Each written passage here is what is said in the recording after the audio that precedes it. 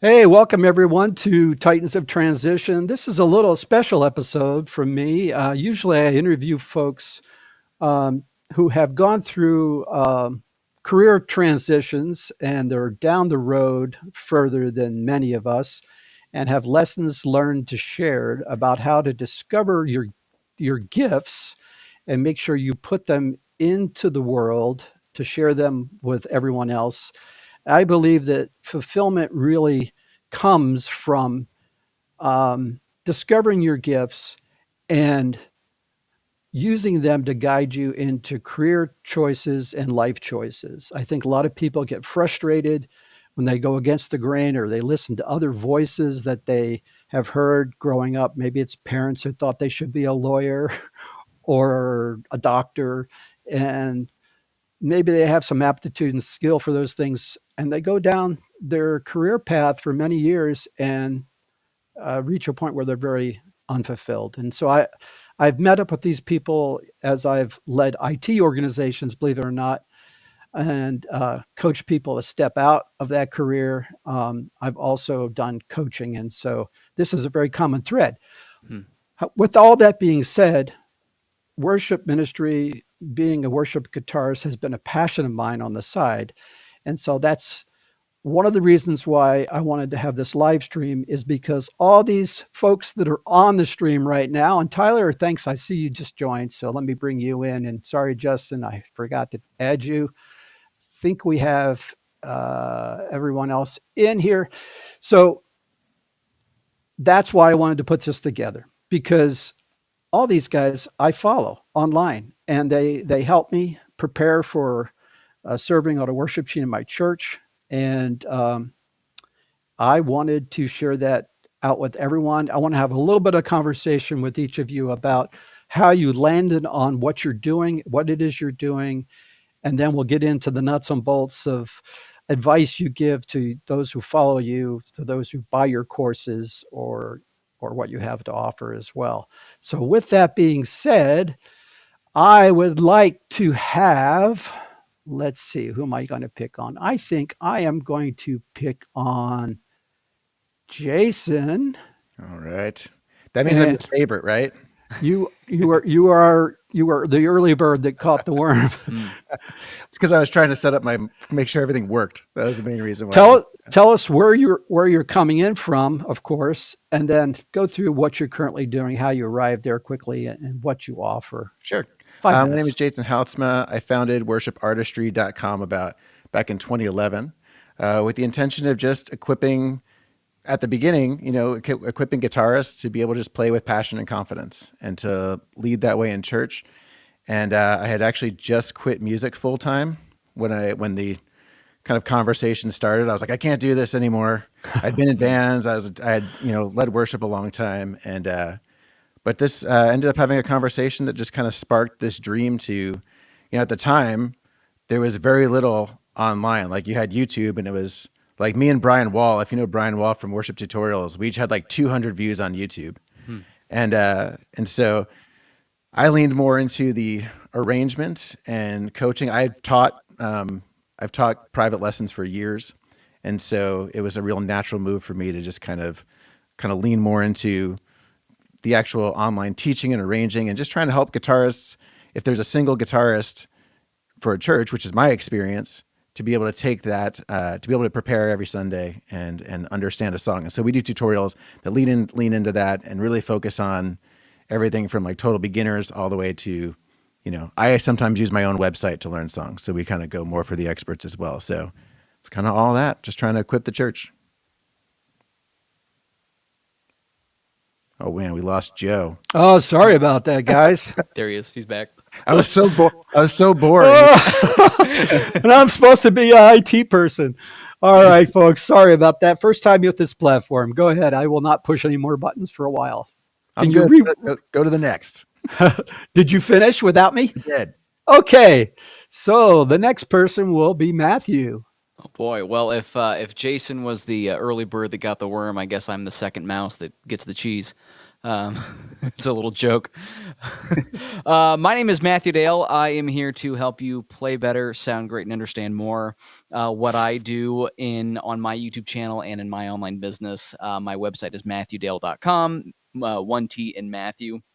And what I really try to do is connect a guitar player together where, music theory knowledge, guitar and fretboard knowledge and gear all kind of come into one to basically create or help you become a very, very dangerous guitar player that is well equipped for all musical situations, including worship guitar. I've been a worship guitar player for more years than I can count at this point. I'm trying to think back to all of it, but it seems like I've always played guitar in church. And worship guitar and modern worship guitar styles, or modern worship styles, I guess I should say, is really one of nuance, and it is really tricky for, let's say classical players or jazz players or rock players or blues players to just kind of come in and set up shop and jump in with a worship band and play guitar, because it's such a different language.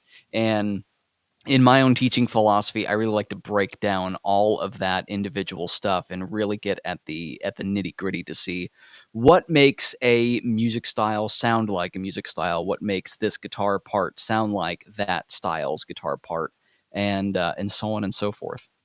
I'm kind of a nerd. Hey guys, yeah, it's great to be with everyone tonight. My voice sounds a bit funny, so I don't normally sound like this. You probably know that from the videos. From Jeffreys Bay, South Africa, and run a website called worshipguitarskills.com. And our main focus is to help guitarists develop that specific skill set that they need in order to play worship with confidence and lead their congregations well. And not just to be great guitarists, but great musicians and ultimately great worshipers. Because ultimately, I think that's what we've been created to do.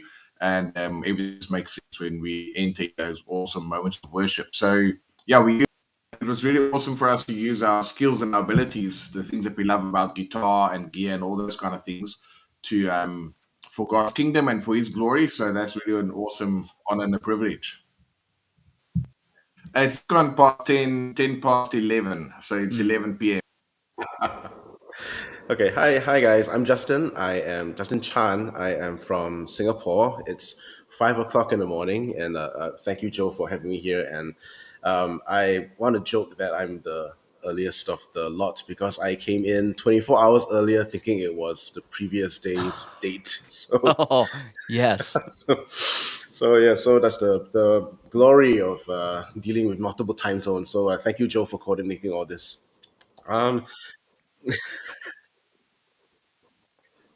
Yeah, so you guys are seeing my new house. So this is the living room. I don't have a workstation set up yet. I don't have any internet. So if my current workstation is in the basement with no Wi-Fi coverage, so I got to be out here where my phone is like hotspotting. So hopefully the video quality and audio quality is okay. Yeah.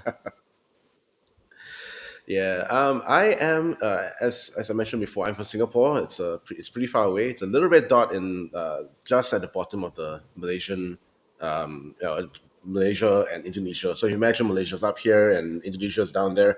We're like this one tiny dot that's in between the two of them. And I used to be a chemical engineer. I have a degree in chemical engineering. I used to work.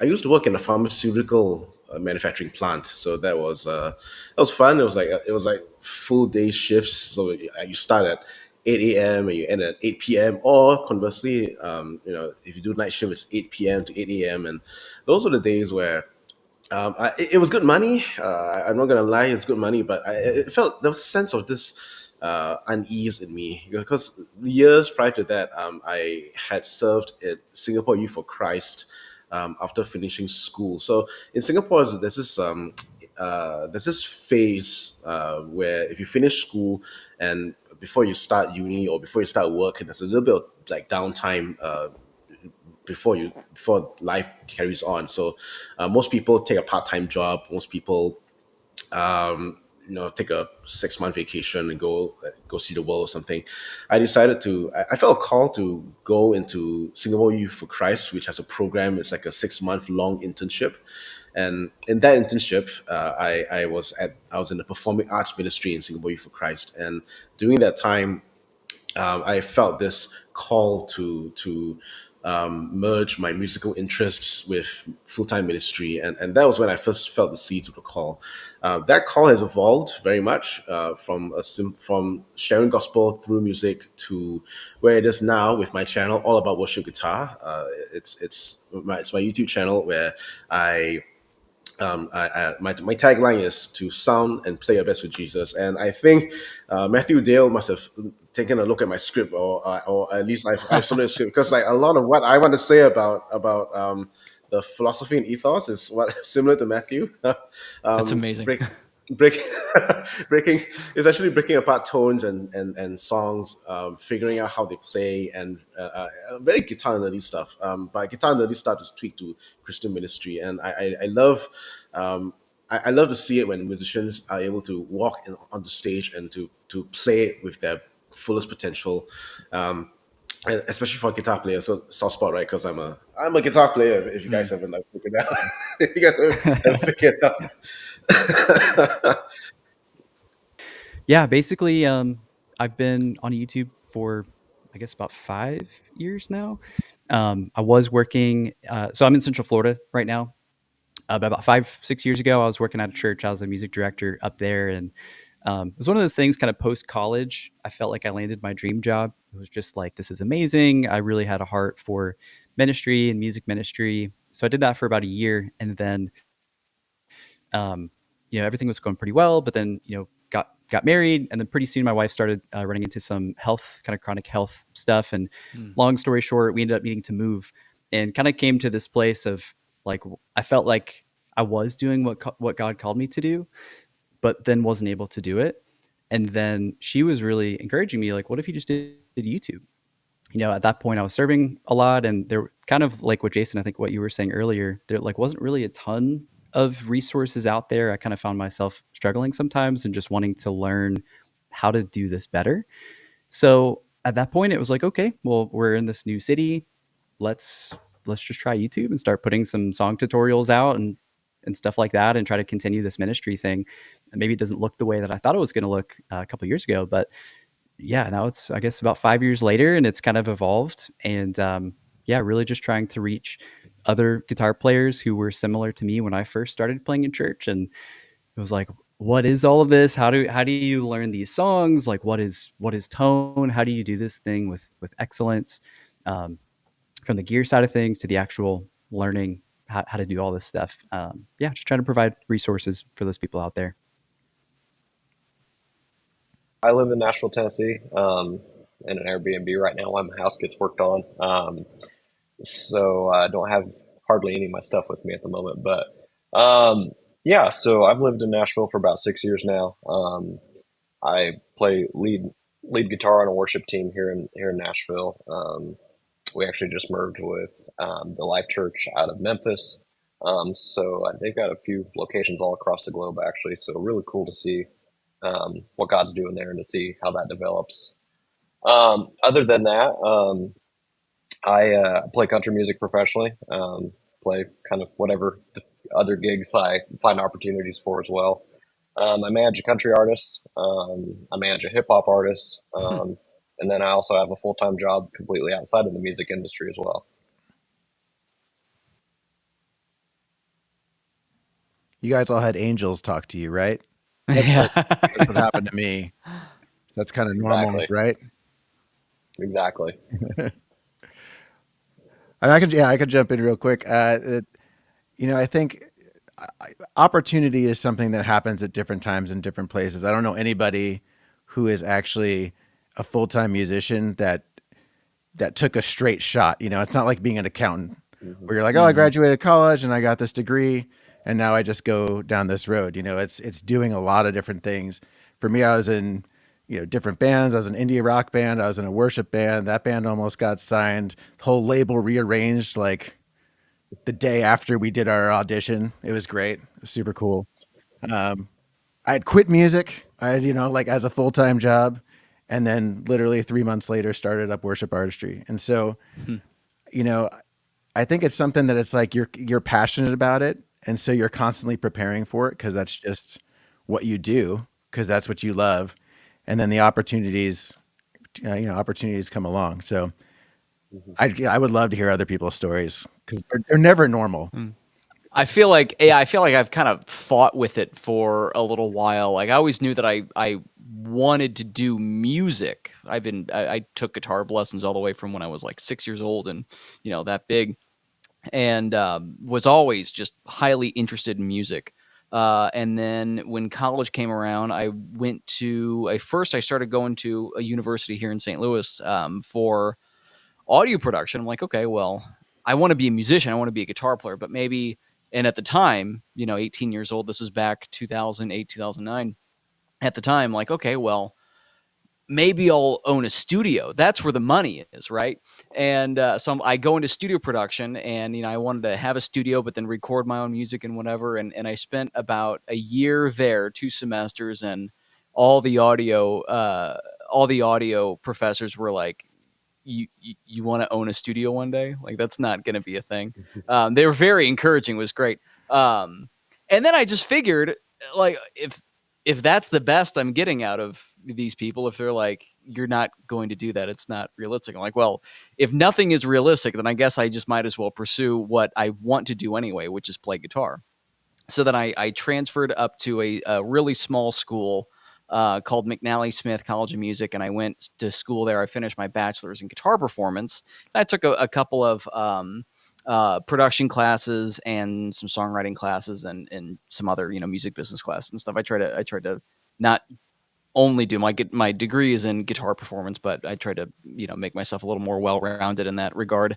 I really wish McNally Smith was something that I could actually like tell people about. That it's still is unfortunately not there anymore. It was a for-profit school, and then it was unfortunately mismanaged. But a guitar player by the name of Corey Wong also went to McNally Smith College of Music. He was a couple years older or a couple years ahead of me, but I got to know the guy that is currently his drummer fairly well.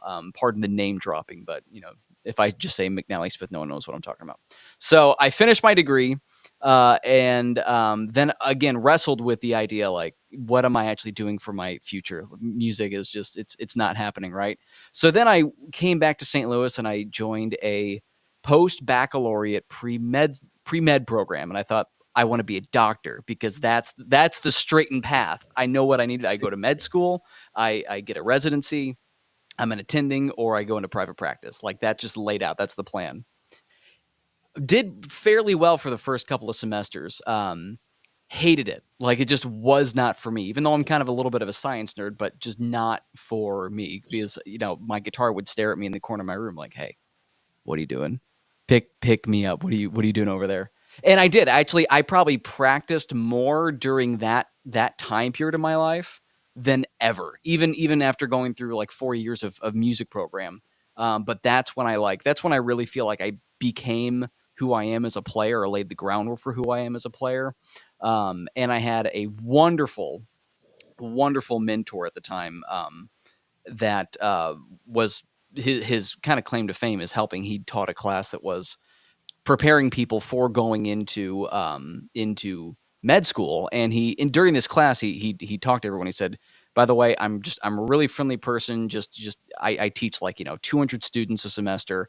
I can't write everyone a letter of recommendation for med school, so please just don't ask me. Well, I ended up like being a TA for him, and I was working and developed a relationship with him. And he said to me right before I was just going to out the program, he said, hey, by the time your med school stuff comes up, let me know. I'll write you a letter of recommendation. And just like, it killed me. So I had a really long conversation with him. I'm like, I don't think I want to do this. I think I actually want to go into music. And he was actually really supportive and really happy for me. He's like, it's great that you actually know what to do and you have your passion and you have a calling to do this. Go do it. I wish you the best of luck. So I really appreciate who he was for me at that time. His name is Dr. Gregory Politis. Wonderful, wonderful guy.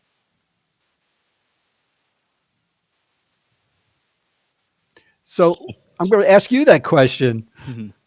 So, how did you get into this thing? What was your Yeah, journey?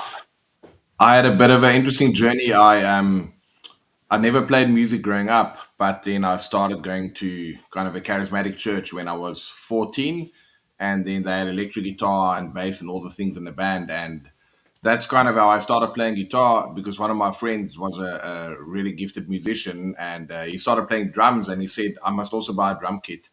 And I didn't really know anything about music, but I did know that drummers, you'd only have one drummer in a band. So I ended up buying a bass guitar so we can start jamming like rhythm section stuff together. And then another friend of ours started playing bass, and he could sing. And then as I had to learn guitar so we can start a band. So this was all in high school, and that's kind of what the journey took. And then I started becoming a professional musician after school in South Africa. Here we were touring with different artists. I was basically a hired gun. I played for whoever needed a guitar player, did some sessions and studio work and touring. And at some point, I kind of got a little bit bored with doing the same thing over and over. And one day I said to my wife, why don't we move to London? I want to go and study music there and see if we can, start touring internationally and get better gigs and all those kind of things. And it was during that time that I realized, sure, I'm surrounded by all these awesome musicians, like the best of the best, but most of them are on the road all the time. And I didn't know any of my teachers that, had a happy marriage and family and kids and all those kind of things. And then that kind of unsold me on the whole music thing. So I stopped doing music and I got into other parts of business, mostly to do with marketing and online business and those kind of things. And then when we finally moved back to South Africa, I decided, well, let me take my skills and my passion for playing guitar and specifically worship guitar and all the marketing things that we did together and start building a platform that we can reach more people out there. So that's what we're doing now. So it's not a full-time gig doing just that. We're still doing a couple of other things as well, but we're trusting that we can start making this a full-time gig because that's some real eternity impact that we can get made like us collectively at just helping and raising worship guitarists across the world, because we know now more than ever people need that connection with God and that touch from God and hear his voice and all those awesome things. And what better way to use the stuff that we love and are super passionate about. So that's kind of my story. Happy to dive deeper into anything else there, Great. but that's about it in a All nutshell. right. Thank you, Charl. Now, we heard a little bit already from Justin, and also a bit. I think Sam, both of you touched a little bit on your transition story. Tyler, I think we got a kind of a feel for the multiple things you're doing. So, do you have anything to add? Was there a moment that took you into worship ministry to begin with? Because I know you've been doing that in parallel with other things for a while.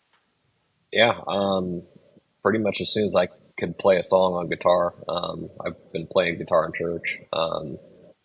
Can't remember a time in my life where I knew how to play guitar that I haven't played in church, honestly. So Awesome. that's kind of just all I've known since I've been able to play guitar, and to this day I maintain it. I love it.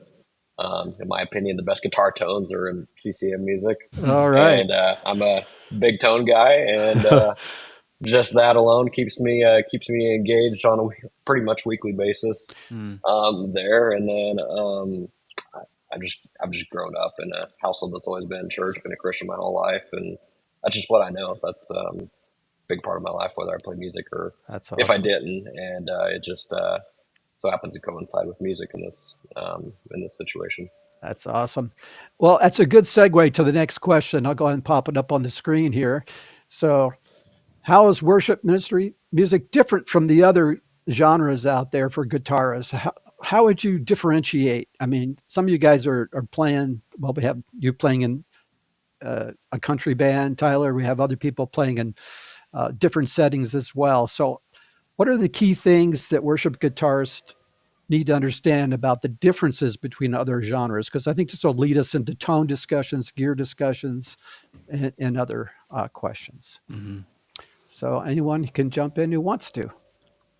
I would say that, and we were kind of talking a little bit about this in the chat before the live stream, but understanding the proper chord voicings and the proper ways to actual comp, like rhythmically comp in a worship setting are dramatically different than blues, rock, and other like classic styles from from the 1950s up to the 1990s, something like that. The best thing that I teach people when I teach on this is get to know your triads, and please believe me. Charles got a course going on that. Yes, and it sounds bad that we have to just plead with people, please study your triads. They will make a world of difference. And the way that I got started with it, I was kind of in that same boat where I was playing. I just joined a church after college, and I was, they needed a guitar player, so I signed up. And I got all this music and I got all this recording, but I never did, worship guitar player or worship guitar playing in college. And it was, a newer style, especially when like Hillsong and Bethel and a lot of these, more contemporary bands came out. It was very different than just, your worship leader strumming, G, C, and D and just kind of following suit. There's these really subtle parts, and everything is highly nuanced, and you've got a ton of delay. So if you hit a bad note, it's going to sound bad for a long time. So you got to be careful. You got to be careful when when you're doing that. And the best thing that I did was when I was listening to and picking out parts was, okay, this is a triad thing. I had the school knowledge, so I knew what it was. Okay, this is a triad thing. They're voice laying in a lot of triads, and you know what? They're actually not always playing the full triad. They're actually doing like 1 sus4, and that's what they do for the 4 chord. And they're doing like 1 sus2, and that's what they're doing for the 5 chord. What if I take that and I move it around the neck? Oh, well, now I'm getting these other parts together that sound within that style, and I can kind of make up my own stuff. If we don't have any, dedicated written out parts, I can sound in the style of this music, just like you would with jazz, blues, rock, whatever, and you develop a language that way. And it comes from, from my experience, it comes from really breaking things down in a musical context. Like, what is this musically? How can I apply it to the fretboard all over the place? But you can't really go to like a blues gig and only play big tenths with a bunch of reverb. People will look at you like, what are you doing? And that's just the same way if you show up Sunday morning and you plug in your Les Paul to your Marshall half stack and you're chunking power chords the entire time. People look at you like all time, the whole time you're going to be doing power chords. That's not what you're doing. So that's a little bit my answer. It's highly nuanced, and you have to know really how to feel your way through a song appropriately. Yeah, there are a lot of choices. It's like every time I pull up a song for a tutorial, there is at minimum 7 stem tracks of just electric guitars. Never mind the 17 keyboards and the loops. I mean, it's kind of crazy. It's so different than most of the music I listen to, and so learning how to make the choices around, okay, what are all these parts doing? What's standing out? What role are they playing? Not even just where is it on the neck, but like, okay, this is a rhythmic piece. Okay, if we don't have this rhythm, the song starts dying. Okay, this part's more of a lead piece. Oh, we need this hook in here. And so there's so much. I always say, like with worship artistry, the main thing I'm doing is just taking away your 5 hours of arrangement, because I do that. And then just kind of like, okay, focus on these and then play these well. So I think when it comes to worship, and on top of it, you're not always playing with the same people. We talked about it a little bit before we got on, but like, okay, the people on my team are all over the place in terms of skill. We don't always play all the same times, so it's like being aware and just being adaptive and being able to make good choices in the moment, I think are really important to the worship, environment. Yeah, I feel like adaptive is such a good word, because it really is. You don't know what you're stepping into on a Sunday morning, but I feel like also with it just being in the worship context, like we play such a more supportive role to the vocalists too, like the actual like word of God being sung and like the congregational singing happening. So yeah, definitely trying not to come in with these like ripping guitar solos and stuff, like totally going off the rails. Obviously there's a time and place. So like if it calls for that, you'd go for it, because but I agree. Yeah, I think definitely kind of adapting with what the setting calls for and what the worship leader calls for and kind of what the environment looks like in that moment. And I'll just tag in with one other thing. Also, being adaptive when you're playing with another guitar player is huge, and understanding, like, what are you doing, what am I doing, and how do we not cross each other's toes. And also, working with different people when you're trying to like get a couple of parts together, kind of arrange what you're going to be doing on a weekend, working with other people of varying skill levels and knowledge levels to try to get together the best possible thing that you can have. Other thoughts, guys? Yeah. No, I think the one thing also to bear in mind, like some of the guys have mentioned, is like if you go to a rock gig or a blues gig, it might be a blues trio, so there's a lot more space for the guitar to fill. Number one, so but in worship teams, there's a lot more people on stage, so you need to kind of adapt your playing so that you can support properly. And because if you play the same chords, it's not going to cut through the mix. If you play the same licks, it's going to step on toes. So it's kind of adapting your playing to fit within that role. And then I think two other things that's quite important. Sam mentioned that is like the ultimate purpose of worship is to bring that congregation together so that they can, engage in powerful moments of worship. And if you play the wrong thing at the wrong time, you can either jolt somebody out of the moment, or but if you play the right thing at the right time, then it can really give expression to something that someone might feel in the moment and actually pull them into that worship experience. So I think in order to do that expression part and like getting people to engage, that requires a different skill set as it relates to your voicings that you're going to play, the kind of melodies and emotions the stories you might, tell on the guitar, emotional. Like if you look at the Psalms, right? David was a man after God's own heart, and he didn't have a problem with emotion. So we've got to be able to pull up some rocking power chords versus some ambient tones versus some sweet stuff versus some whatever the case may be. I think when you start adding those flavors, then it makes kind of a sweet aroma. People pull people into that moment. So we get a lot of comments on, well, not a lot, but the hater comments that we get is that there's no such thing as worship guitar. And then I always think, well, there's jazz guitar, different kind of big voicings. There's blues guitar, there's rock guitar. So definitely there's worship guitar. From that point of view, it's a different style, and also the outcome is different. Instead of us being the main thing and like you would get at a blues gig or whatever, we are there to play a serving role. So I think those couple of things, when you take that into consideration, it helps your approach and to kind of prepare your heart as well, because your heart has to be right. You can't have all the skills and step on stage with your heart not being right. Whereas, I heard Bono once say something about the fact is that, all the rock stars definitely need to have big issues that they're dealing with because they need all these thousands and tens of thousands of people to scream at them and tell them how great they are. So there's like a hole that needs to fill. And maybe he was saying that as a joke, but I think that having the heart right and understanding community and connection and all those kind of things. So there's quite a lot to get right. And yet at the same time, God can use whatever you've got in your hands. So you just got to bring that with the right heart, and then God can multiply that. Mm-hmm. Well, I used to joke that worship music as a genre, it's kind of like how if you hear, and the beautiful thing about worship music is that it's multi-genre in that you hear all the music of the world, right? Like blues, rock, country even. And all these genres exist in worship, CCM as well. And the joke is you take the difficulty slider from 10 and you drag it all the way down to like 2 or 3. And that's where you get the level of music in church. And I mean, I don't mean that as a bad thing.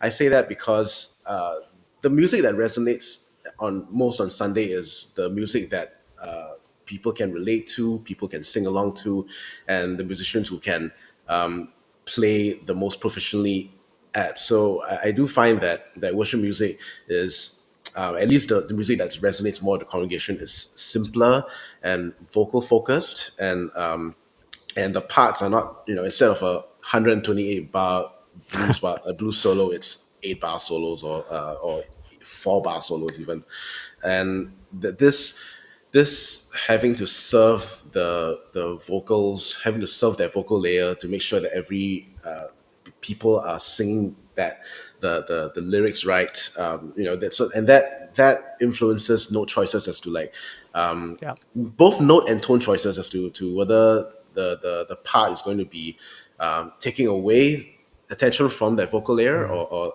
from the lyrics.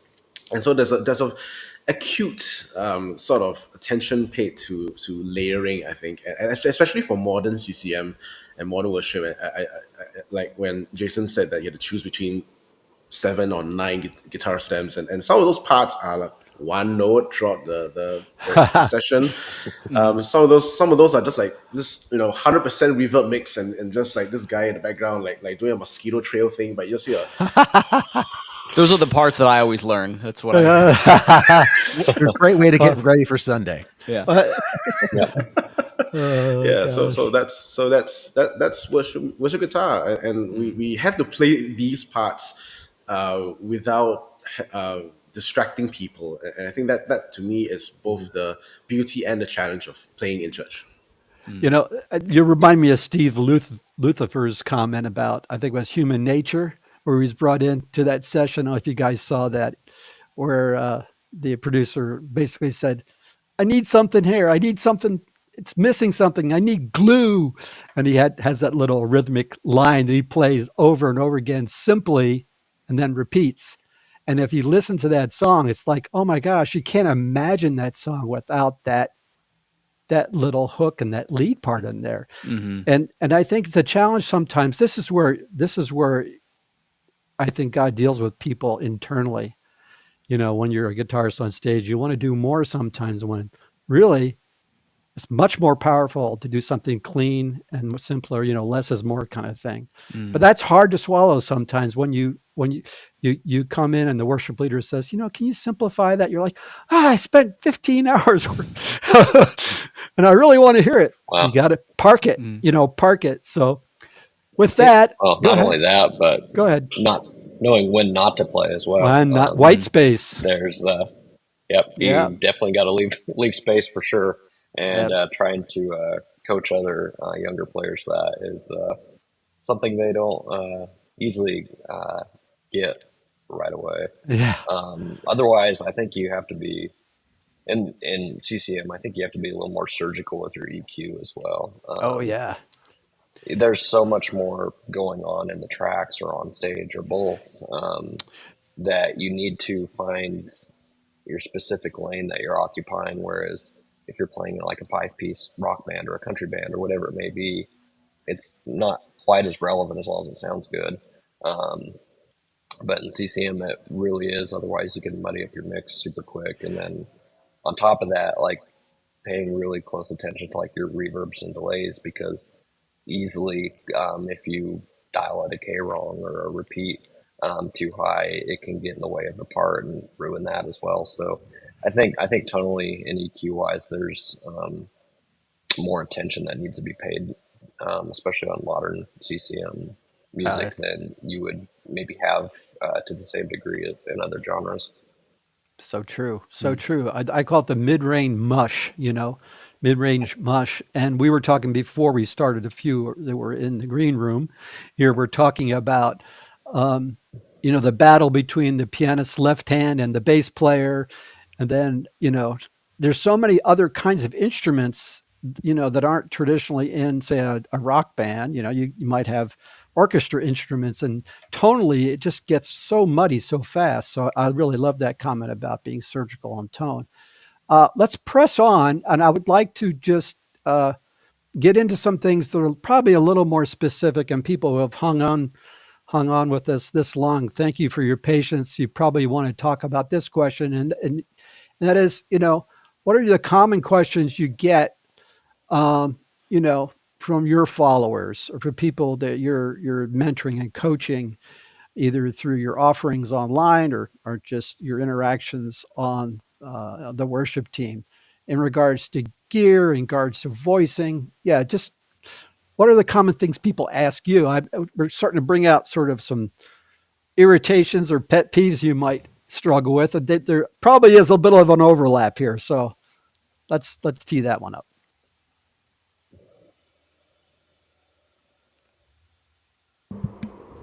Can I go first? Absolutely. One question I keep getting on, especially for like DMs and stuff, is how do you get that bracket expensive reverb sound with a $200 reverb pedal or like $100 reverb pedal, and I'm like, that's not that. Why is that the first port of call when it comes to gear questions? But yeah, it's so not just reverb pedals, but delay pedals, overdrive pedals. So that's and particularly because I think my audience was also from the Southeast Asian country, so budget guitar gear is a big concern. And so the some of the questions I answer revolve around getting, I guess, the studio sound from the albums with these $100 pedals. Yeah, I That's the get answer. similar. I get a lot of gear questions as well. It seems like most of my questions are gear related. Now I'm a fractal guy, so I get a lot of fractal people, usually asking me stuff about routing, and stuff usually with regard to FRFR speaker systems, or going in front of house. And usually the thing that I say that kind of goes in with like mid-range mush is, you don't need the amount of low end you think you need. In fact, you need quite a bit less of it. A lot of, especially my tones that are put together for worship, are much brighter than I would be playing in other Yep. bands. Usually, I like the Vox AC style of amplifier. I think we are probably all familiar with that platform. If not, we all probably use that platform. That just seems to, it already has such a nice bright high mid that cuts through, and there's not a lot, you don't need a lot of bass going into that amplifier. They don't have a ton of bass. And then you have drives that cut less bass, and then you have boosts that probably cut less bass, and then having a little bit of a high shelf. For me, it's anywhere between 5 and 6K. What's your low cut? My low cut, if I'm doing live stuff, 100 hertz, a fairly aggressive 100 hertz, if not going up to maybe 120. And if I'm dialing in that low end, I really want to hear it in the space, in the worship space. And these are big rooms we're usually talking about, so low end can build up there. So in my studio, I start at about 80 hertz. And then if I'm dialing in an EQ specifically for live, I start around 100. And then from there, I kind of give it to the sound techs. Like if you need less bass from me from there, you can wind it up some more. Other comments? Yeah, the gear thing is definitely the biggest one. People always ask, how do you get the tone? And so yeah, that comes up a lot, and the guys have already touched on all the things that you need to have dialed in. And so one thing I normally tell people, of course, you got to get all that stuff dialed in correctly, but tone is definitely that thing that was saying the fingers. I think there's a lot of truth to that, because I never truly understood that, but I used to work for the Guitar Techniques magazine in London. And I used to like then go and interview famous guitar players, and then I'd sit and talk with them for an hour or so while they would play. And then afterwards we film it, we'll transcribe it, and then it goes into the magazine. And one day we were lucky enough to do an interview with Joe Satriani, and we had to take an amp to the hotel because he didn't have all of his gear with him. It wasn't at the venue. And so a friend of mine who I was studying with, he had like a blues boutique amp and like a tone bone pedal, and was like all super like classic blues kind of sounds. And then Joe just had his guitar with him. And as soon as he plugged in even into that bluesy rig, it just instantly sounded like him. And it wasn't a high gain amp or any of that kind of stuff. So then that just reminded me that I always read about that, the toners and the fingers. And then as I kind of thought about it more, it's like when you can trust your technique to really dig into your guitar, and you can strike the strings with confidence. You're not going to get a idle string ringing out. It's going to make your voicing sound bad, or you're okay with your picking or whatever. All those kind of things. That bit of confidence can make average gear sound much better. So people tend to think that I need to have this mega rig. And yes, it does help when you have, proper deal delays and reverbs, and you can do your EQ, and you have drives and boosts and all these kind of things that we have access to right now with all the units. But so the technique thing is something that definitely helps people. And then on top of that, the second biggest thing then is, like Jason mentioned, there's all these stems, and you got to learn all these parts. So for a Sunday, and that brings a lot of anxiety for people, because you only have so much time in the week. A lot of them are volunteers. Their skill level is at a certain level as well. And so with the little bit of time, with the skill that they've got to prepare all these songs, and that brings that level of anxiety and overwhelm. And if you're in that state of mind, your playing is not going to be good because you're going to be worried, you're going to be stressed, or you're not going to prepare well. So they're looking for ways to learn new songs, or guitar parts that's going to sit well in the mix, it's going to perform well, and that they can play on at the drop of the hat. Because obviously, if you're going to play something like, if you do Lion and the Lamb, the congregation is going to expect to hear that intro line, Yeah. right? But I'm a firm believer that you shouldn't learn all the other songs note for note, because first of all, you can't. It's too many of them, and you need to kind of find that balance between serving the song, playing the parts, but also giving your unique touch on that. And then how do you do that if you haven't studied music and if you don't have incredible fretboard knowledge and all the rest of it? So, and then I just tell the guys, well, there's a couple of techniques. Like if you look at King David, he had to put on Saul's armor. It was too much, right? So he just took that off. He had a slingshot and a couple of rocks, and he took down Goliath like that. So you've got to find your slingshot and a couple of rocks and see what you can do with that. So that's fun, traversing those two big things, the tone and preparing songs, and then obviously everything in between. Yeah, that's great. That's so Yeah, I good. get a Maybe lot just of to questions. Oh, sorry. Yeah, go for it, Sam. I was just going to say, just to piggyback off that's really good, because I think it's one of the coolest things about music, I guess, in general. Like I could plug into any of your rigs and sound like me, and likewise, like you could plug into my rig and sound like you. And so I tend to get, DMs or comments a lot that are like, hey, here's a picture of my pedal board. I bought all the pedals that you have. Why do I still sound the same as I did before? And it's kind of like, gear can help a lot, but like Charl, it's like what you were saying. It's you really got to use your ear, and you really got to learn, and you got to listen. You're going to sound like you, which is super cool. Like that's such an asset to your unique context and your church. Like to be able to step in and serve in that way is like one of my favorite things about all this stuff. So the gear is kind of like the icing on the cake, but like you got to have a really good base. You got to have a really good cake that you're working with in the first place. And I think that's more worshipful too. If you rather than focus on, like, say, learning a part note for note, at least for me, it's much more worshipful to not only like play the song, like, actually play the structured song, but add in your own voice to that is a much more worshipful experience for me. I would say the go-to, like if anyone asked me, like, how should I go about learning worship songs? Start with just your basic chord progression and learn the melody. I think the melody is something that is absolutely essential to learn and actually to absorb and live within a song is learn the melody, learn the lyrics, actually understand what the song is about before you just dive into, let's take a look at this part that is played in the bridge of this song and do that sort of thing. Really understanding the song from just a foundational point is a great place to start. Yeah, I get a lot of questions about. I taught privately for a long time too, and it's a constant question of, okay, I play it, but I don't sound like you when you play it. How do I make it sound like music? And there's so much that's just time on task. Like a lot of worship musicians are just, all they're doing is getting ready for Sunday, right? So it's just kind of like, I got to play these songs, I got to figure out these parts, I got 5 new songs I got to do, and and we try and help that with our service and go, okay, here's how you can do that. But it's very different even when I'm teaching a lesson, I always have to do the music video, and I have to do that in a full take. I can't like punch anything there, right? And so there's always like the first time I get it through, and then there's like, if I do this about 3 more times, it's going to be awesome. I'm going to feel better about it. I'm going to fall into the pocket a lot more. I'm going to just play it very differently.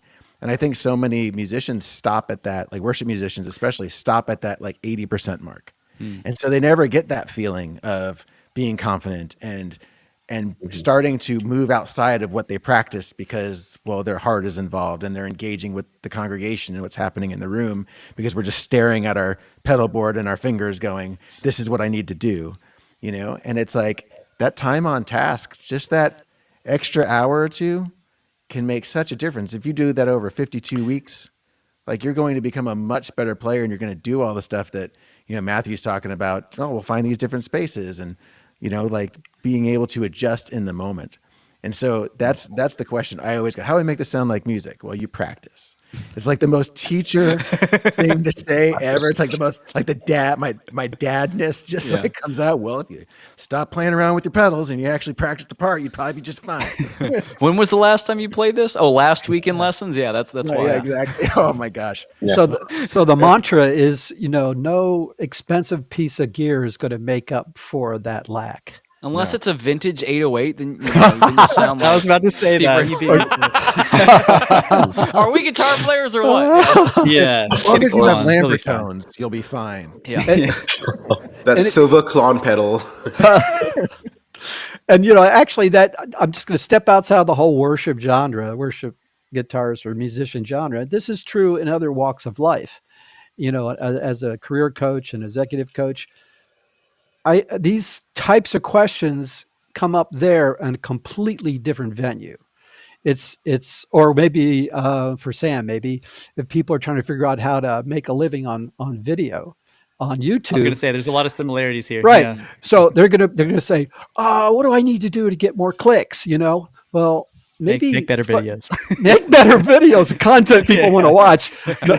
Because you might have a cool thumbnail, but in 2 seconds they're out of there. Right. So that's a basic principle. And I think people tend to go, especially in this hyper engaged world with no attention span, people get sort of programmed to try to get the quick solution right now, and they don't want to go pay the price. And in this particular setting, we have mostly volunteers, Mm. and when you get a professional musician in the worship team, I was blessed to be in a worship team in California at a larger church, and there was a bassist there that was phenomenal. And I learned more under him because he'd just lean over and go, "You don't have to play every string." Or he'd say, "You might try playing the second or third inversion this time." And he would just or he might lean over to the worship leader who was leading from the piano and say, "Put your left hand in your back pocket," But it made such a difference because, he had so much skills. He was a master. So he had the freedom, but he paid the price. He put the time in. And so anyway, that's a bit of a rant, even though I've gotten ranted at on those points myself, because I get, Matthew and I engaged a little bit on his channel. I'm like, I think I might need to throw my head rush in the trash and get a fractal. I like the head rush, but the thing is like 250 pounds, it seems like, for an old guy like me. It's just a monster. So Yeah, you need an FM3 yeah, that's or an FM9. yeah. So FM9's anyway, great. yeah. So anyway, that's a key principle that has leverage in a lot of our discussion, I think. Mm-hmm. Other thoughts, though? What are some other common things that come up? Yeah, I think it's really common to just sit, especially like with a lot of my students.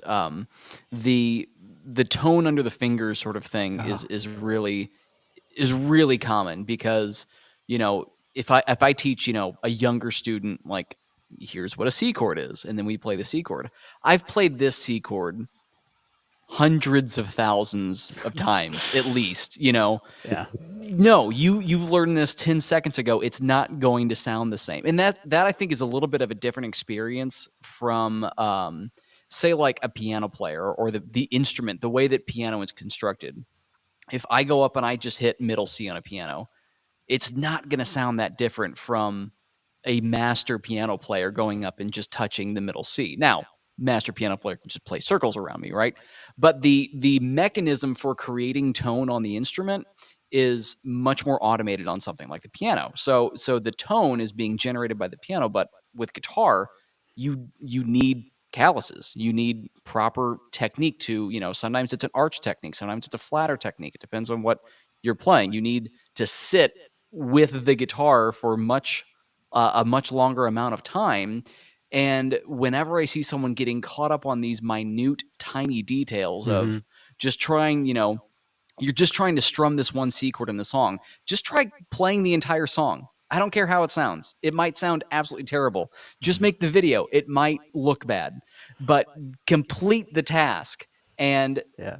try to make it a little bit better next time, and then make it a little bit better next time. And then as you do that, as you live within it, then you're actually going to improve, and you're going to enjoy the process so much more than just saying the C chord isn't still sounding right, or this frame of this video, my jump cut isn't looking, and I have to spend a half hour or 45 minutes trying to get this cut to be exactly right. Just sitting on one and ruminating on just one minute thing really kind of pulls you out of the element of actually developing skills. Yeah, there's a lot of I get a lot of questions too about breaking out of patterns. Mm-hmm. How do I box. grow? Right. Because what ends up happening, I think, especially with worship guitar, I'm totally guilty of this myself. Oh, it's a new song. Okay, well, I'll click on these pedals and I'll go bing, bing, bing, bing. And like, I can do it.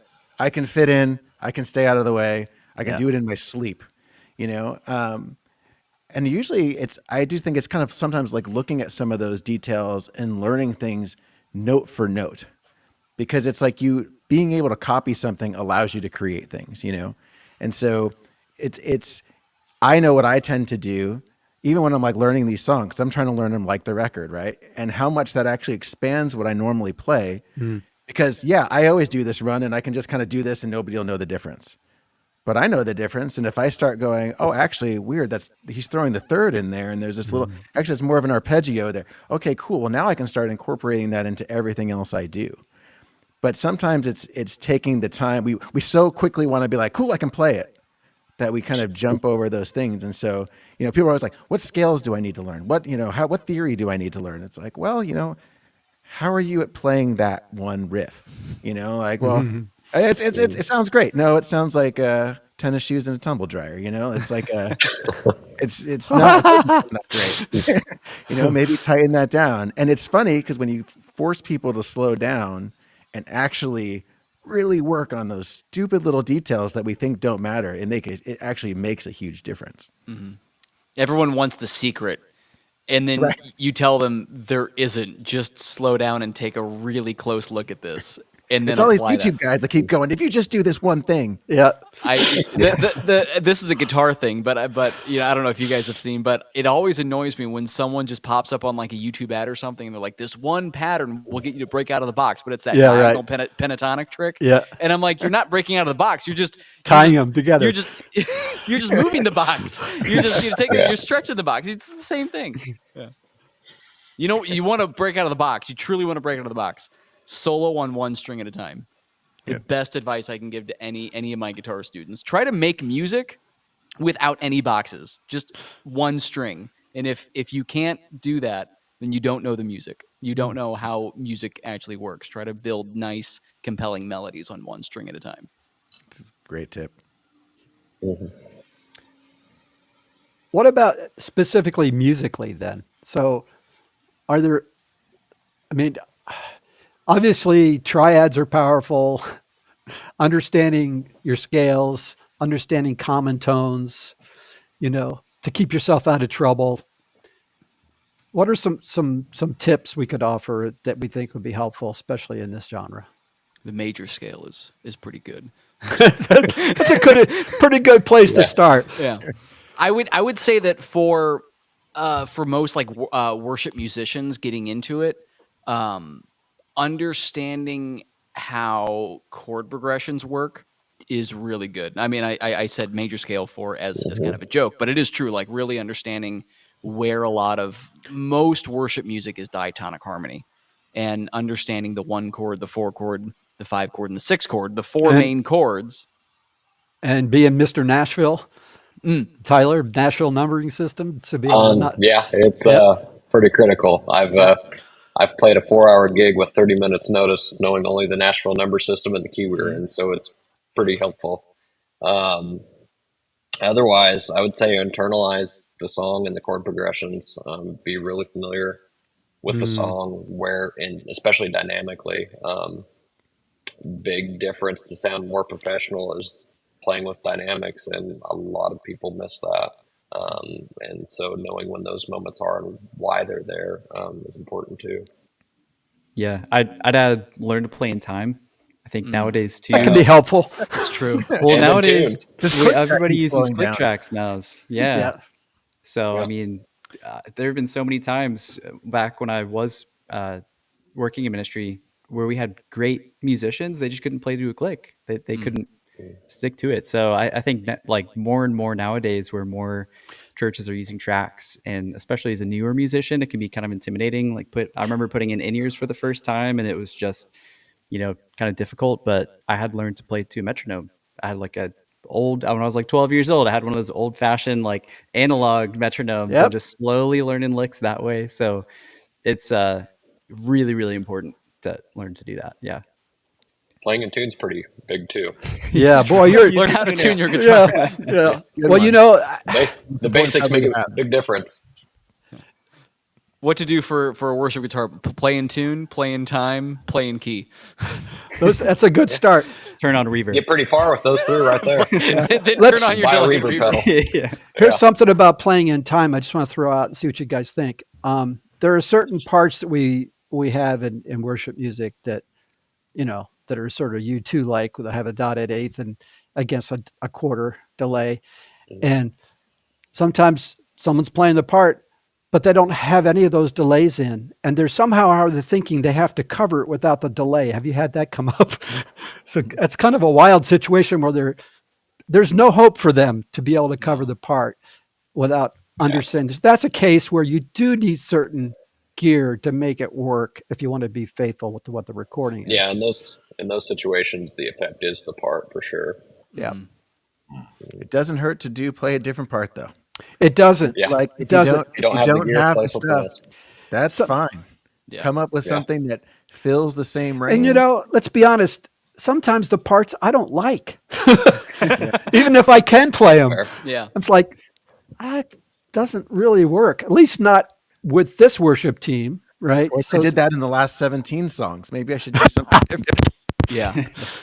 And that's true. Yeah, there's something like, you might learn the song and practice it in your own playing time, through the week, and then you get to a Sunday morning or Saturday rehearsal or whatever, and realize these parts that I thought were going to be what I play are really not what I need to play here, and I need to kind of switch gears. Yeah, totally. Yeah. Or the other guitar player plays those parts. So then you're like, okay, I got to be open. Yeah, we got to communicate, what's going on here. Or And you're like, like, I think I'm playing it better, so you better change. yeah, it's the Okay. awkward eye contact. You're like, are you going to change parts? Now, I wanted to leave enough time to get into the fun stuff and see you guys go back and forth. So, what is your go-to stuff? Oh boy. Oh, what's your gear of choice? Did we leave enough time for this part? Probably not. I'll give my short answer. It's whatever's closest. I love it. Yeah. I kind of bounce between two guitars right now. I have my PRSs, I have a DGT and a 594, and I have Strandbergs, which I have played in worship before. I did a worship guitar video on my channel, and I played my Strandberg Fusion for it, and someone commented, "Imagine playing this on Sunday morning." I'm like, I just did. It was awesome. And then I'm totally of the modeler camp. I use a Fractal. I have the whole ecosystem: the Axe-FX3, the FM9, the FM3. I probably use the FM9 the most. It just has all the most switches on board for all of my tone changes and effects, and I can run stereo, and running stereo I think is huge to get that worship sound and to get those expansive delays and reverbs. I run two different IRs, so sometimes I'll run two different amps and I'll do like a Fender and a Vox sort of thing.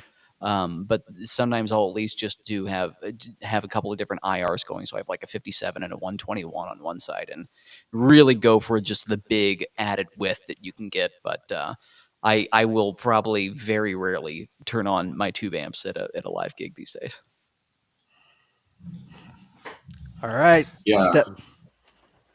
I was gonna say, I used to have a big pedal board with all the amps and everything, but then I realized when I made the move to the Kemper, it was just so much more convenient, right? To play a couple of songs on a Sunday and you can just dial in all the stuff, and like Matthew said, you can do the different amps and all those kind of things. So I think you just need to get a piece of equipment that can do what it needs to do, and then you just need to get to know it, right? Because it doesn't help if you've got the latest and greatest but you don't know how to use it. It's all about actually knowing how to use what you've got. And so it's not necessarily the the latest and greatest gear out there, because gas is a real thing, that gear acquisition syndrome. But that's one of the things that gives you a false sense of like you're making progress, but you're not actually, you're just spending more money and you're not spending time with your guitar. So I think that's a big thing. And for me, guitar wise, I've got a couple of guitars, but I mostly just use my PRS Custom 22, which I've had for over 20 years. And I think that's another important thing. You just got to know, like, where to find things. Because when I go to my Music Man or Strat, then all of a sudden the neck length and everything is different. It's not quite like it. So I can play that guitar with my eyes closed and I can really trust my gear. So I think that's important. If you need to get a certain tone or you need to get a certain note, to trust what you've got. So and the funny thing is we normally do a live stream once a week, and we get questions and stuff, but I guess most people are kind of doing other things while they're watching, so they're not always that engaged. But the one day I just asked people just to let me know what gear they used, and then the chat was just lighting up like a scroll, right? It was just everyone's just like letting you know the gear. So it kind of shows you there's a little bit of an unhealthy obsession on that side. Of course, it's important, and you've got to get what you need. But I think we've covered those elements. Just improving your playing, and then, like Jason said, the gear that you've got closest by should do the trick. It's not the gear; it's about the application and how you use it. The green machine is what I look at your guitar, your PRS, right? That's the one you're talking about, isn't it? Exactly. Yeah, it's a green machine for sure. I love that one. And there's something too about, really mastering the gear that you have. If you like you said, Charl, if you are just moving from the latest and greatest and moving from platform to platform to platform, you're never going to master that newest platform.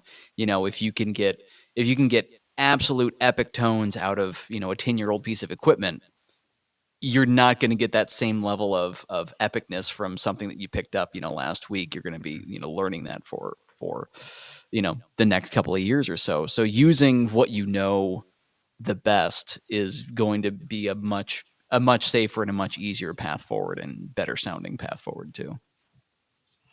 Yeah, that's so true. I had a funny story about like photographers, people would then say, well, you must have a really great camera or whatever, but it's not the camera, it's the photographer.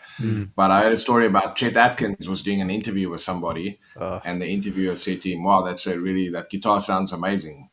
And then he just put it down in the chair and he said, well, what does it sound like now? So it's really a great response about it's not the gear and it's how you use it. But at the same time, we all love our gear, so there's nothing wrong with it. But you just got to get your balance right and not be over extended in one area. Yeah, I'm always one to, I'm like, yeah, you can do anything with anything, right? But at the same time, there are certain things that are just feel so much better. Yes. Like I have an El Capistan, D tape echo or whatever. I'll never take that thing off my board because I love it. It's quirky, it's weird, it does all kinds of stuff, but I understand that thing. And it's just like, I've had people like, hey, why don't you put this on? Like, no, I don't want to. I don't care what your thing does.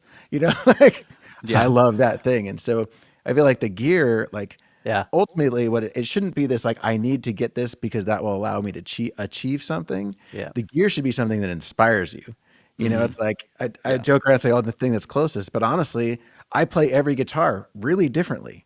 Everything changes when I pick up my Strat versus when I've got my Tele versus the Les Paul. Like, the way I play the notes, the way I approach every part, it all changes. Which for me, I get crazy bored. Like, I've taught 700 song lessons at this point. Like, guys, I'm going insane. Sorry, you want to take my job? We mostly and so, like, anything that kind of helps inject new life into things is really fun. But it's all about, like, how is this going to inspire what I do, rather than help me achieve some thing that I hold at, some standard that I think I need to hold because that's what everybody does. Yeah, that's so good. That's exactly what I think through if I'm going to buy new gear. Well, maybe the first thing is, like, is this a wise financial decision? Like, do I have the money to do this? Is the juice worth the squeeze? Is it worth the squeeze? Your wife is usually good at telling you that. Oh yeah. No, but really, like, I think it really is just an extension of our creativity. And so I always think of just, like, is this going to make me want to create more? Because I think Yeah. a lot of this comes down to kind of the like consumerism versus creating as well. So if we're just consuming all of the time and let me just buy the newest pedal, let me buy the new Big Sky MX because it's new and it's going to make me sound better type of thing. Like maybe it could really inspire you to pick up your guitar and play more. But I think whatever's going to lead you to create more, that's going to be the thing that's probably going to be worth it to keep on your board. Because similarly, Benson preamp, that's the L cap for me. Similar to what you were saying, Jason. Nice. Like Benson preamp, I got it. Was amazing. Made a horrible decision. Sold it to try something else, and it was awful. And I got it back, and I'm just playing so much more. So it's keeping its spot from now on. I think that's important too for like students, like if I'm teaching a younger student and a parent doesn't really want to like, well, we're just kind of trying it out. We'll just kind of see, we got this old guitar from our neighbor who, bought it, 20, 30 years ago and it's Bowed not, neck. bowed neck, not in tune. Like they're not going to enjoy playing on this. Right. You'd be better off buying something that is enjoyable Decent. to play on. And if, and I'm of the camp, like if your student has been telling you time and time again, they want to learn electric guitar, don't buy them an acoustic guitar. Yes. Get them an electric guitar because that's what they want. That's what they're actually going to pick up in practice. If you want to get, the most bang for your buck, get them the thing that they've been begging for. That's the parents. The acoustic guitar over the electric guitar is the like you got to learn piano first, but I don't want to learn piano. Like 6 years of piano, and I got better on guitar in 6 months than I ever got. This is literally my story. Patience. Picking up the guitar. No, I don't want to play piano. Give me an acoustic. I don't like acoustic. Give me an electric. And then here we are. Yeah. That's crazy. That's crazy. Any other thoughts there? Look, well, we have a couple pedal board folks. I know Sam and Tyler, you still pedal board primarily as well? Yep, I'm back to a pedal board this year. I was on the FM9 for about 4 years, and Yeah, back to the pedals. back on a big board right now. Yeah. And Jason, your pedals mostly. And then we have Matthew and Charl sort of doing all-in-ones of different types. And I know, Justin, you go back and forth between pedals and all-in-ones as well. So that's kind of an interesting thing. And then this whole capture technology versus modeling. I think all these things fit into the same theme is don't get distracted by the, it's like the first 95% of getting there is all in the fingers and in the time practicing and in the stuff that's kind of in the trenches, grinding it out. The last 5% are these where we spend most of our time talking to people about, right? So it's, that's kind of an interesting thing. They're all tools. You just need to be familiar with what you have. Right. Yeah. Exactly. And we live in a time where, like 20 years ago, 15 years ago would have been like, no one's using digital anything. And now we have, not only do we have the full like analog cams and the full digital cams, but, Strymon's been putting out digital pedals, fantastic digital pedals ever since they've been, in the inception. I mean, I just recently got rid of a Flint. And I thought I'd never get rid of a Flint because I think it sounds awesome, but I'm paring down on all of my analog pedals because I do so much digital these days. But that's another thing, we're never really going to sacrifice in this day and age. We're really not sacrificing tonal quality for analog, for digital, for plugins, for modelers, for capture devices, tube amps, whatever. We're never really going to be sacrificing. If you're buying, let's just say general professional grade equipment, we're not really going to be sacrificing tone quality. But like we've been talking about, whatever you find is most inspiring to you, you're going to get the best results out of. And what we need is a company like a gear timeshare where you have certain amount of credits and you can just swap things out, There are pedal subscription services. Are there? Yeah. You can Really? actually. I never get an idea out there first. You were that close, Joe. You were so Yeah. close to be Oh a yeah, revolution. so close.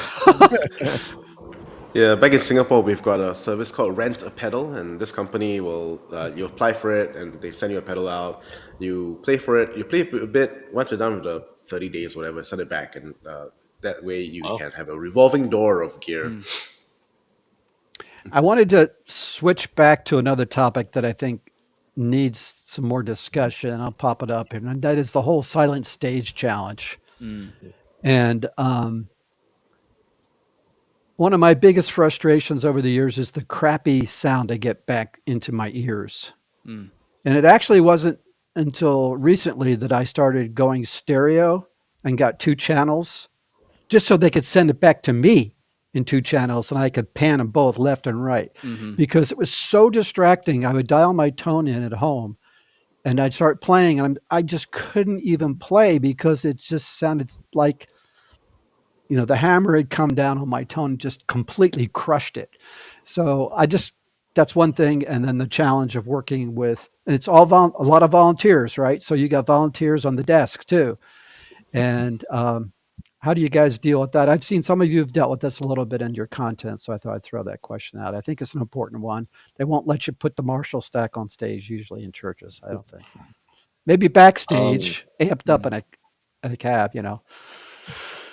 I think inevitably that's just the direction a lot of things are moving. Our church, we just overhauled everything these past couple of weeks, and even the drum sets. Yep. Silent. They got a $10,000 DWE kit, and so it's looks and sounds just like the real thing, but it's still a silent kit. It sounds incredible, but that's my first experience playing with a decent even electronic kit that's been enjoyable, and haven't even noticed or miss it compared to other electronic kits I've played. But like even outside the church spaces, a lot of Nashville stages are silent stages. A lot of tours are silent stages, minus maybe the drum set. And I think that's just unfortunately inevitable. But thankfully, the timing of that being inevitable, we have so many choices of solid gear that it's not really missed. I'm always going to love plugging into a tube amp. Just bought another one actually a couple weeks ago. I think it's always going to have its time and place, but it is adjustment. But thankfully the gear is so good, and there's so many players in the game that offer great gear that I think it's a great time to be a guitar player and have access to even the Tone X1 that just came out for almost nothing. You can have an incredible sound and go stereo if you want for a couple $100, and nobody would know the difference in the audience. And otherwise, like you were saying with in-ears in front of house, unfortunately, as a guitar player or as any musician, the best you can do is just make sure you're sending the best signal to front of house as you can, and inevitably what happens to it beyond that, you're kind of at the mercy of who's in charge and the gear they're running it through. Sometimes they'll sound great, other times you don't want to pick up the guitar ever again after that gig.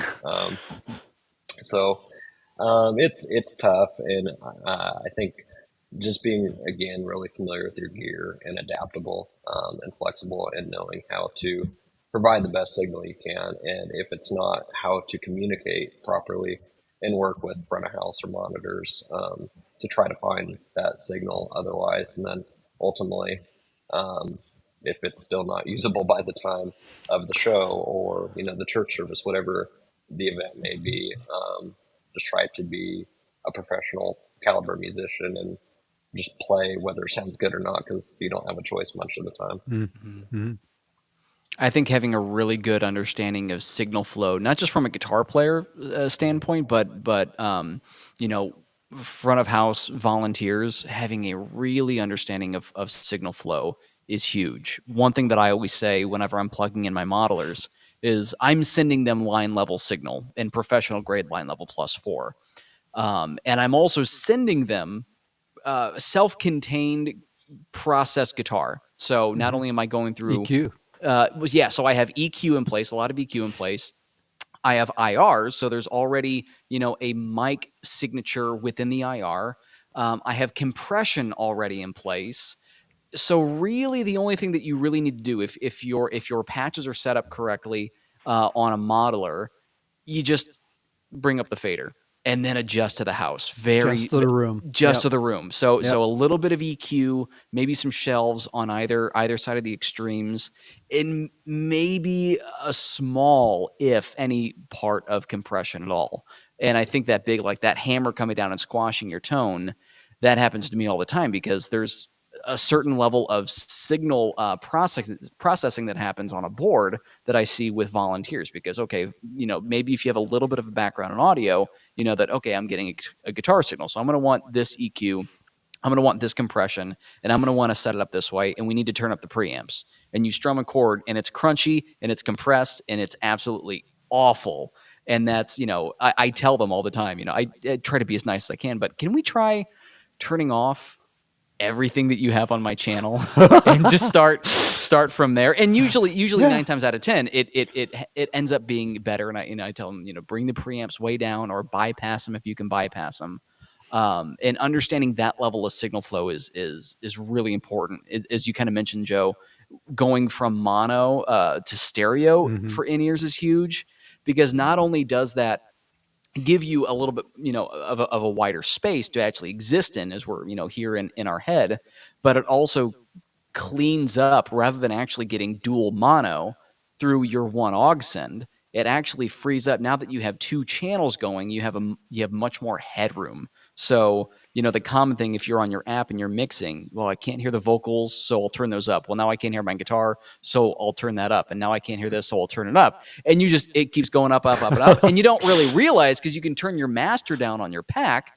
But now, before you know anything, GarageBand time. Yeah, and you're clipping your output, or the board is clipping the output. And you might even have, it might not even look like it's clipping because there's a limiter in place, but then all that means is you're shoving everything up to that limiter, and your dynamic range in your in-ears is about that big. So pulling things down, using that master volume on your pack, and leaving plenty of headroom on your augs. It's easier with stereo. It's harder with mono. Those sorts of things. Like, if anyone's listening, how to get a better in-ear experience. That's been my experience so far. Can I share a quick tip with HX Stomp or Helix? Yeah. Yeah, so with the HX Stomp, you have the option of decoupling the volume control knob from the level you send with the outputs. So what you can do with the outputs is the outputs will send line level at max volume, and the volume knob only affects the headphone. So what I've been doing sometimes when I don't get a good mix is that I have those headphone splitters that I will and create a more me mix. So I will connect an aux out from the HX Stomp together with my in-ear mix. Because I have a live, I have a live. What's the live mix station, and as long as I route them correctly, I'm able to have a more me mix using the headphone output on the HX Stomp, which is the final element in my signal chain anyway. So that gives me total control. So what I hear in my ears is completely the same as what I hear back home. Yeah. Just make sure you turn down your ME, do a mix minus on what they're sending back to you. Yeah. So, consequently, yes, in the IM mix, I will turn down my electric guitar, and because it's a shared live mix station, everyone doesn't like electric guitar. They turn it down, way down, like it's like that. Just wrong. They missed the blessing. That is like one of my favorite features about the Line 6 stuff, is the fact that you can remove what that output knob, because I've going back and forth from being different guitar players on a weekend to me coming in on a weekend, whatever, those channels are always turned up way more because someone is using a Helix and they have the output really, really, really, really far down low, because that's what if you're plugging into like their FRs at home, well, it's really loud here, so I'll turn down. And you go and you have like no signal when you go into a front of house system, and then I come in, I'm sending line level, this huge amount of volume that comes in. They always, well, you're really turned up really loud. Actually, you're turned up really loud, and you need to turn down. These are the things that go through my head when I'm setting up sometimes. Yeah, the whole front of house thing is interesting in church world, because there's I don't know what it is, man. I swear everywhere I've ever played, the sound guy's just like, that's his little fiefdom, and he's a little mad all the time, and he's really sure of himself, and he doesn't, and it inevitably doesn't sound very good. Yeah. And, like, I think zooming out when we're, the question, you had the question about like working with front of house, it's like treating the sound engineers like pastorally as part of the band. and Yes. kind of recognizing that we're all on the same team, and like Yes. we're trying to get a good sound, you're trying to get a good sound, and you know what? Matthew's got some good ideas about what's wrong with this, and that's okay. Like getting some humility kind of built into that arrangement. And it's difficult, especially if you're having different people all the time. But a lot of times it's like there's kind of these undercurrents of like bitterness and pride and all this stuff kind of built in there. And just being able to go, hey man, we're all trying to lift up Jesus, right? Trying to make some Amen. good sounds.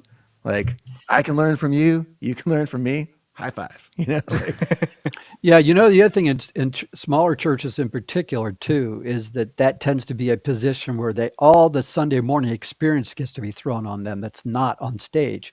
So at least at our church, a smaller church down here in Florida, that's what's going on with that individual. He's a young guy, but he also has to make sure he has all the tables and chairs set up in the foyer. He's got to make sure that all the classrooms are ready to go. He's like the detail. He gets the last minute PowerPoint or slides to push up for the pastor.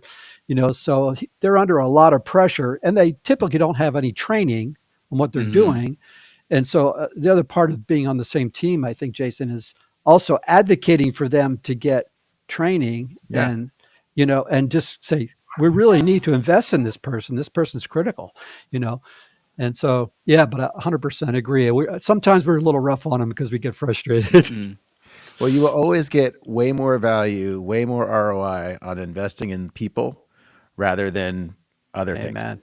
Right. So training people, building relationship is always going to get you way further than, the next big speaker, or, we got a bigger fog machine or whatever it is. Well, guys, we've been going for an hour and a half. That was our target time. I wanted to just kind of pivot and see if you have any final thoughts that you think could be good to share.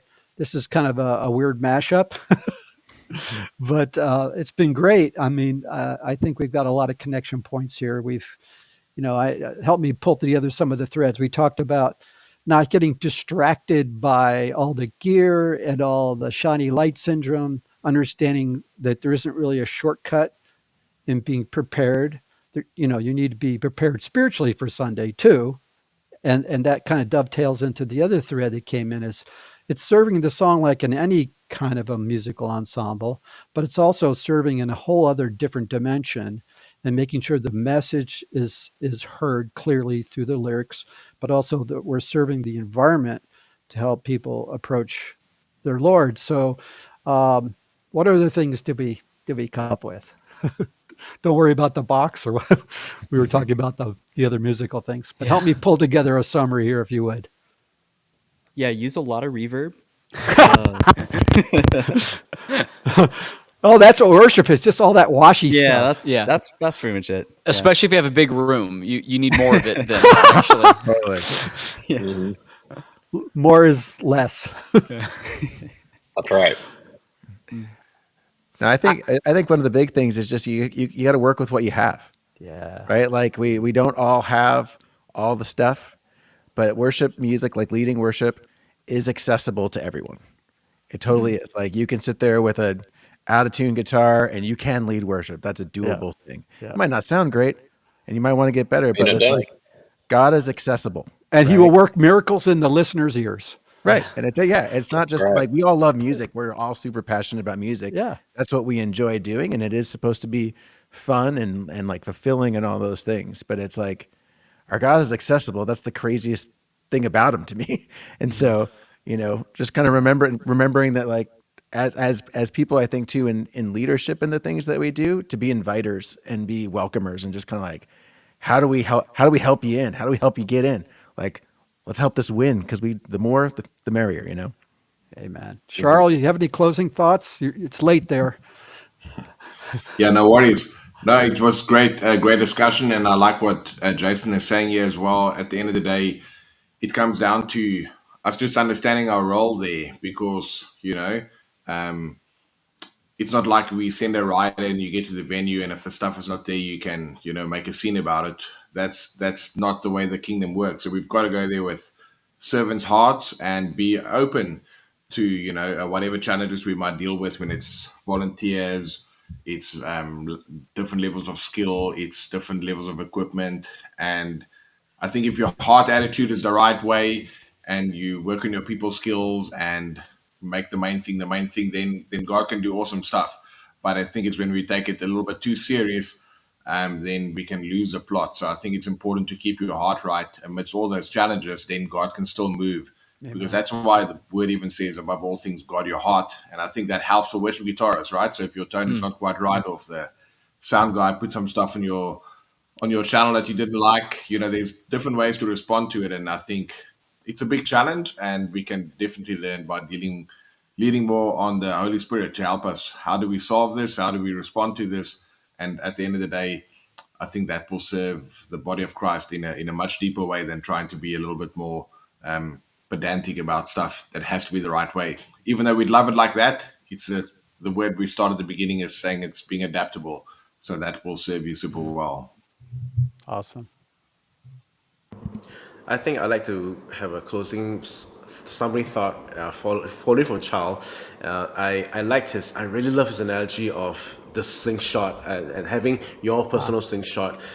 What's your slingshot versus the standardized military equipment that you see out there? And I think it's important for worship guitar players to realize that they have a unique voice, they have a unique they've been made uniquely, and so they've got a voice to contribute to their ministry.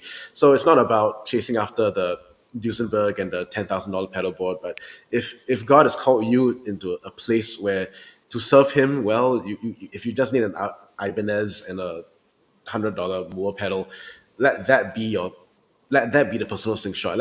If that is your slingshot, use that slingshot to serve the Lord with.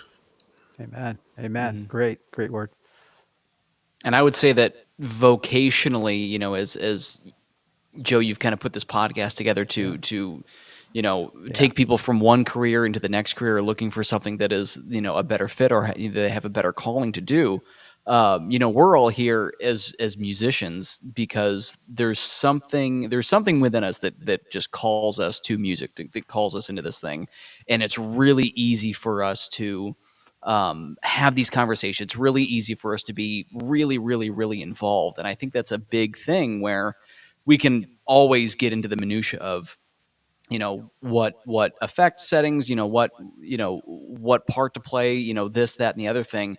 We can ruminate on all those things, but living within what it is that you're called to do and continuously doing it and going the distance and worrying more. Not, I guess worrying isn't the word, but pursuing it over a longer period of time, more day after day after day, is much better than seeking perfection before you go do the thing, right? So even if someone is starting a brand new vocation and they're really, worried about this sort of thing, it's better to be just really involved in the process and do what you can with what you got, and then enjoy as much as you can. Not that, that we don't have days that we feel like are work. I'm sure we all have days where this feels like work today, but at the end of the day, I would assume that we all love music and doing what we do so much that we can enjoy the process going throughout, and